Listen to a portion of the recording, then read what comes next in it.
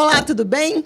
Eu, Suzy Bonfim. E eu, Tâmara Lorza. Estamos com você a partir de agora no O Londrinense Pode, um espaço para especialistas e convidados, uma conversa direta com conteúdo do seu interesse. Nesta edição, o Londrinense Pode traz um assunto bastante sério, cujos desdobramentos a gente vê quase todos os dias no noticiário: as mudanças climáticas. O que pouca gente pode não ter associado é que elas têm um impacto muito grande na saúde das pessoas, como é o caso da crise de dengue que estamos vivendo. Quem vai nos ajudar a entender um pouco melhor isso é a deputada Márcia Ursulac, que, além de deputada, é uma das gestoras de saúde pública mais experientes do país. Ela foi secretária de Saúde de Curitiba durante a pandemia de Covid e agora está levando para a Assembleia Legislativa do Paraná uma série de pautas muito interessantes e pertinentes sobre o assunto. Bem-vinda, deputada. Olá, tudo bem? Tudo bom, Suzy, Thelma? Bom ver vocês. É um prazer ter a senhora aqui de novo com a gente. Obrigada. Deputada, há algumas semanas a senhora organizou uma audiência pública para discutir o impacto das mudanças climáticas nos sistemas de saúde. Essa audiência foi na Assembleia. Como que esses dois assuntos estão ligados, mudança climática e saúde? Como que eles se intercalam aí? Tem uma inter-relação importante em vários aspectos da vida humana.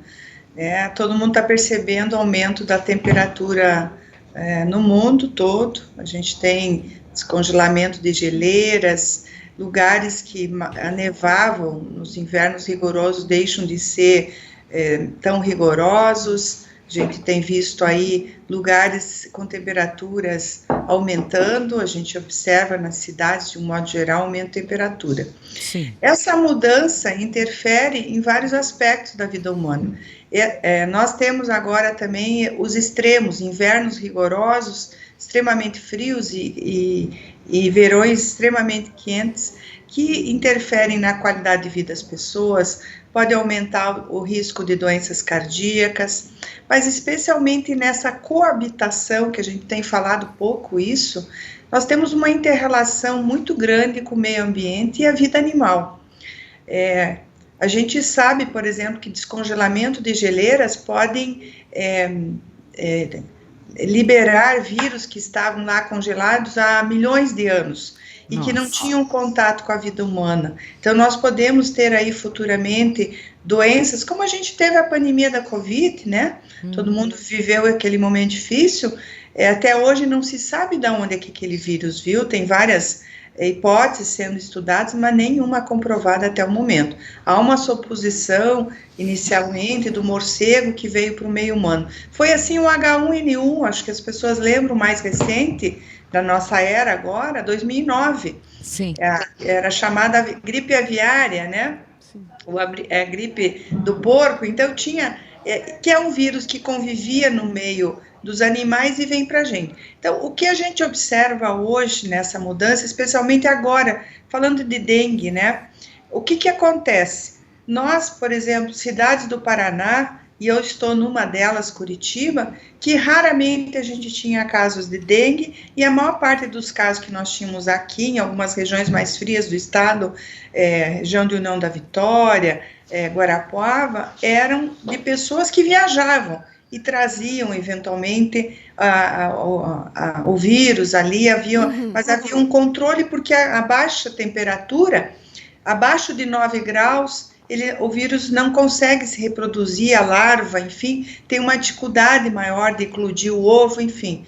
Nós estamos vivendo agora temperaturas em Curitiba de 30 graus, tivemos 35 graus.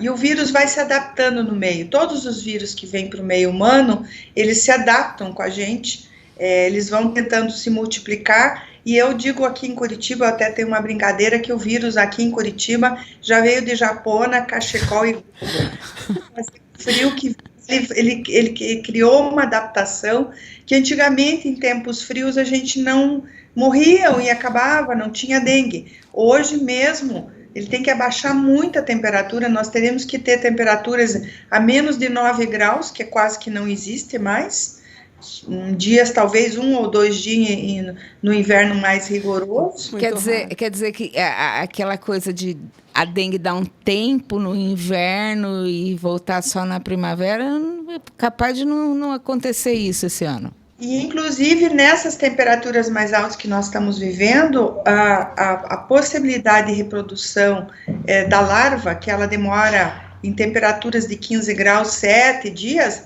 em 30 graus, em 3 dias ela eclode. Nossa!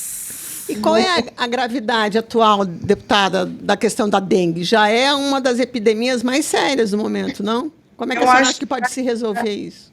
Da história da dengue que nós temos no Brasil, 37 anos que a gente já convive, né, com a Aedes aegypti, eu acho que é das mais graves que a gente está vivendo esse ano.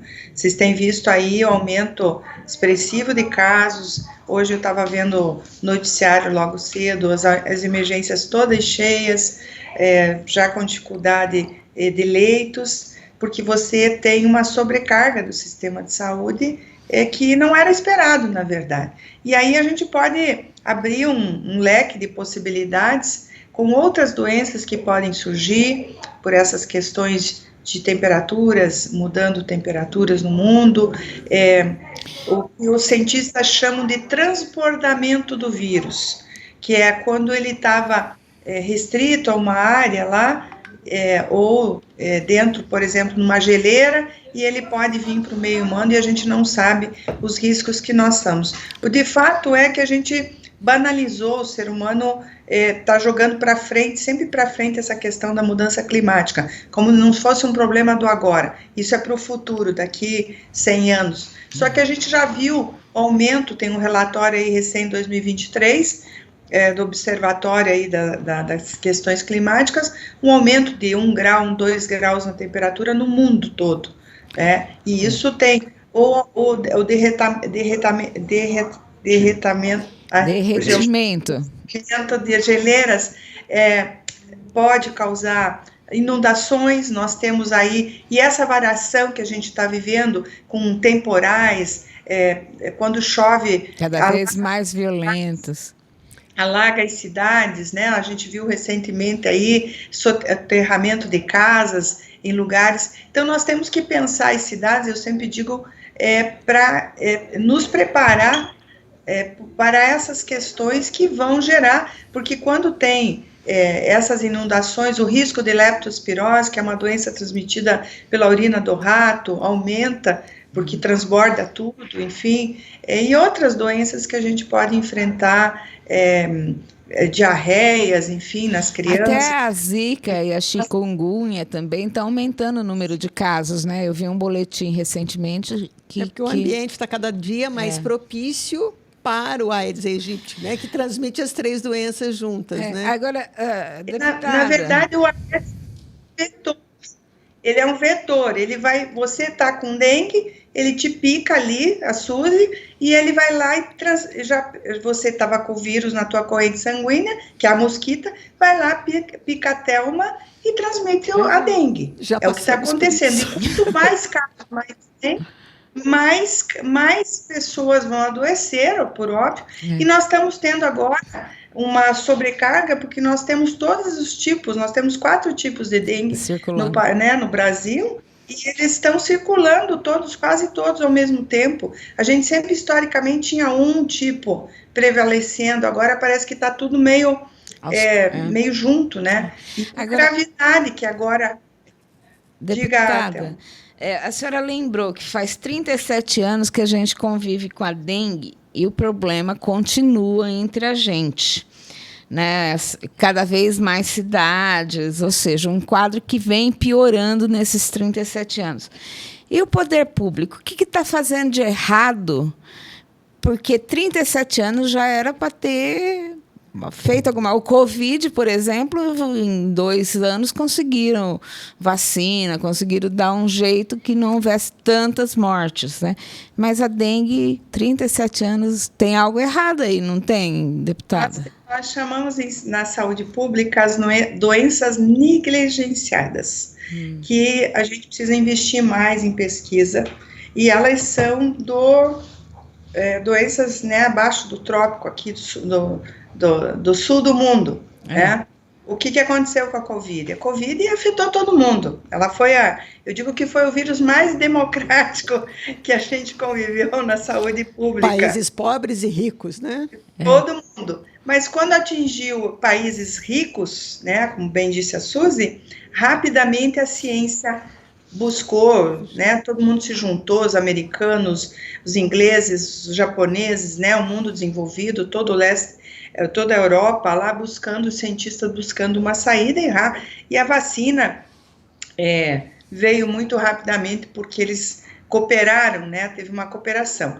Como essas doenças atingem mais nós aqui, países pobres ou em desenvolvimento, como o pessoal gosta de chamar também, acaba a gente não ter tanto investimento na área de pesquisa. Porque eu digo para todo mundo, não há de ser o coitado do agente, coitado no sentido não de menosprezar, mas de um trabalho hercúleo que o pessoal da agente de endemia, agente comunitário e equipes de saúde tem que ir na casa da pessoa virar pratinho, gente. Exato. A gente tem que ter uma tecnologia que quando a mosquita picar alguém com dengue não consiga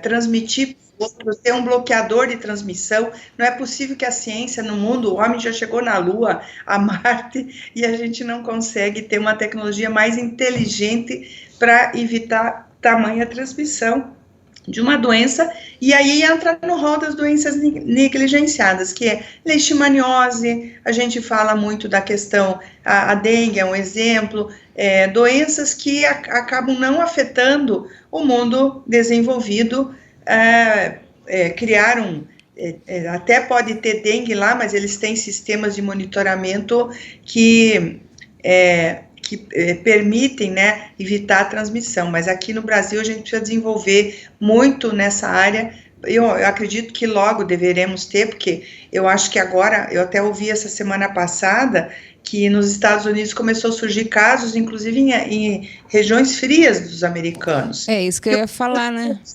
Ele vai invadindo áreas que ele não invadia, ele foi se adaptando, ele já está com a japoninha, ele já está com a... com o gorro. Mas, deputado, então estaria faltando basicamente mais investimentos, porque a vacina já existe, está sendo aplicada para crianças e adolescentes até 14 anos, quer dizer, falta investimento para ampliar esse processo? É que a vacina, ela é recente, a vacina que nós estamos aplicando no Brasil ainda é para uma faixa etária que não chega a 2% da nossa população. Sim. Ele pega 11 a 14 anos, e ela não tem, por exemplo, essa vacina, ela não pega as 4 sorotipagens da dengue, ela pega 2. Então, nós temos ainda que desenvolver, e eu acho que não é só a vacina no caso da dengue, eu acho que tem mecanismos a serem estudados para que essa transmissão do Aedes, de alguma forma, se crie algum bloqueio, algum sistema diferente de monitoramento que não vai ser, a gente não vai dar conta nos centros urbanos, 80% da população praticamente brasileira vive em área urbana, né? Não há como você entrar nos milhões de domicílios e fazer uma varredura. A gente conta muito com o bom senso da população, mas eu sempre digo que bom senso nem todo mundo tem. Não, é isso que eu ia falar, deputada. A gente sabe que a dengue é um problema de saúde pública, mas que depende da população fazer sua parte, mantendo os quintais limpos, sem focos de mosquito, etc. Só que isso não é o que está acontecendo. Não seria a hora, por exemplo, agora da Assembleia fazer uma lei que multe quem tiver foco de mosquito em casa? Porque o brasileiro só entende, né, quando mexe na parte mais dolorida do corpo, que é o bolso. Então, será que isso não seria uma forma de estimular a limpeza dos quintais? Os municípios têm essa atribuição, e muitos municípios brasileiros, Curitiba, por exemplo, acredito que Londrina, não estou a par, mas deve ter, já tem legislação nesse sentido, porque a questão é da fiscalização e da comprovação, né? Porque você, para aplicar uma multa, você está interferindo, né, na questão dos direitos do cidadão, que aí entra uma outra uma outra discussão. Mas nós temos uma legislação em Curitiba que eu conheço bem, até porque aqui eu atuei como gestora há muitos anos, desde a década de, já mais de 10 anos, eu acho, na época que a gente teve uma epidemia grande, lá em 2002, não me lembro, 2003, que principalmente lugares, por exemplo, como ferros velhos, lugares que fazem reciclagem de material, que acabam acumulando muito, a gente conseguiu fazer uma legislação que quando ele recebia uma infração e a vigilância volta lá, se ele não tomar as medidas, se dá um prazo para ele de 24, 48 horas, ele é multado. Então, isso já existe, muitos municípios brasileiros já adotam essa, mas mesmo assim, infelizmente, a gente ainda tem muitos focos, e hoje, quando ele se alastra, como ele está alastrado, é muito rápido, porque eu vou citar um exemplo. Como é que começou em Curitiba esse ano a epidemia aqui? Uma pessoa que viajou, morava numa área que tem muito acúmulo de água parada, ela veio com a doença, a mosquita lá picou ele e passou para mais 2 pessoas da família, e assim foi na vizinhança. E daí, quando a vigilância detecta os casos, porque demora, começam os sintomas, 2, 3 dias, às vezes a pessoa não procura já o sistema de saúde, não testa, acha que é uma gripe, porque as características da dengue, os sintomas e sinais são muito característicos de uma gripe forte, dor no corpo, febre, enfim, até ela procurar o serviço de saúde, já se passou uma semana e se alastrou numa região ali, e nós chegamos a ter numa semana 18 casos, e aquilo é exponencial a partir daí. Claro que daí você vai de atrás, faz varredura, faz limpeza de quintal, tira lixo, mas a mosquita põe 200 ovos cada vez, e agora já tem, ela está tão desenvolvida a habilidade do vírus, que já descobriram recentemente aí em laboratório pesquisas, eu não me lembro se foi na USP em São Paulo, a mosquita que os filhotes já nascem transmitindo o vírus. Nossa. Já tem transmissão vertical da mosquita para os seus filhotinhos. Ela não precisa picar ninguém novo já, ela já nasce transmitindo. Então, se veja como o vírus se adapta rápido, e a ciência não conseguiu, pelo menos vamos barrar essa transmissão vertical. Eu acho que tem que ter alguma forma do mosquito, de alguma maneira que a gente crie o fumacê não resolve, porque quando nós temos muitos casos, você pega apenas 40% dos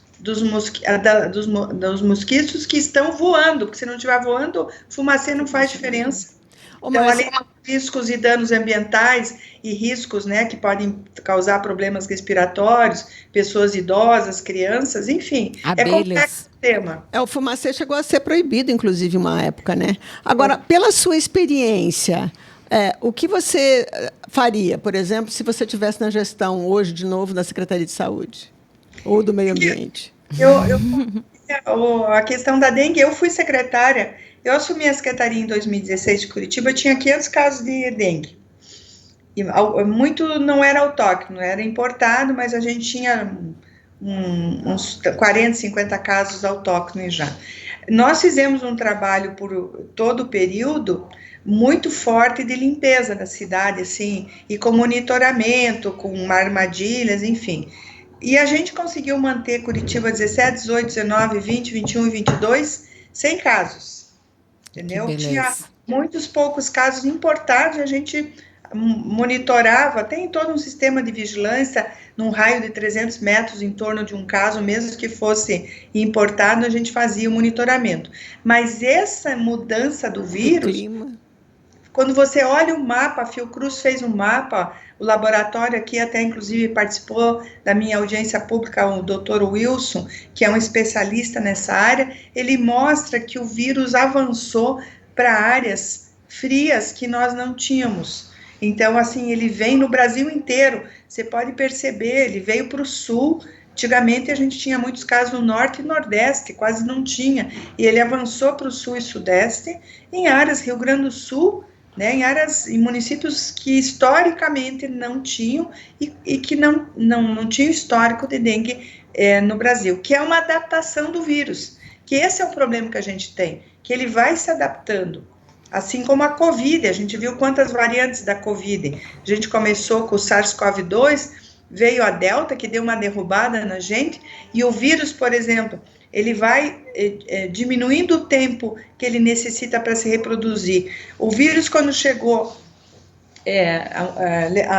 a mosquita a larva levava 7 dias para eclodir os mosquitinhos novos lá. Agora é 3. Então, pois é, mas o poder público em si não conseguiu se adaptar a esse combate, né?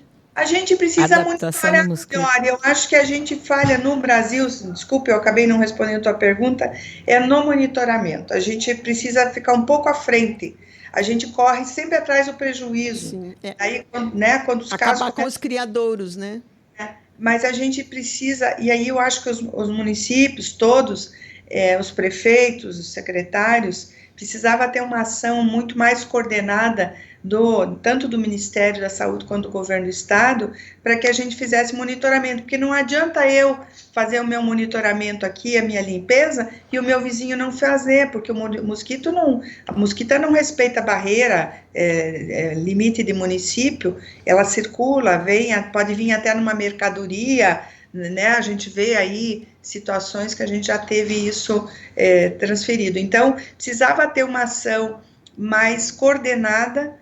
Que eu acho que uma coisa que o Brasil precisa evoluir muito, a população não acredita na prevenção e na promoção da saúde. Infelizmente. Então, a gente precisa avançar muito nessa questão da prevenção, e a prevenção é monitoramento contínuo. Deputada, muito obrigada pela sua participação aqui. Nosso tempo já estourou. Mas eu quero agradecer muito a senhora, porque trouxe vários pontos aqui que a gente não conhecia sobre a questão da dengue. E é preocupante. E a questão do investimento, da falta de investimento, ficou muito clara, porque os municípios não investem no monitoramento, não tem esse processo, porque falta pessoal para monitorar, né? E aí falta investimento. Mas muito obrigada. E vamos chamar de novo a senhora aí para falar mais sobre esse assunto, porque é muito importante. Muito obrigada, deputada. Obrigada. Até a próxima. Até a próxima. Para você que ficou com a gente até agora, muito obrigada. Acesse o londrinense.com.br, acione o sininho, se inscreva no nosso canal, acione o sininho, assista o Londrinense Pod no YouTube e no Spotify. Até a próxima.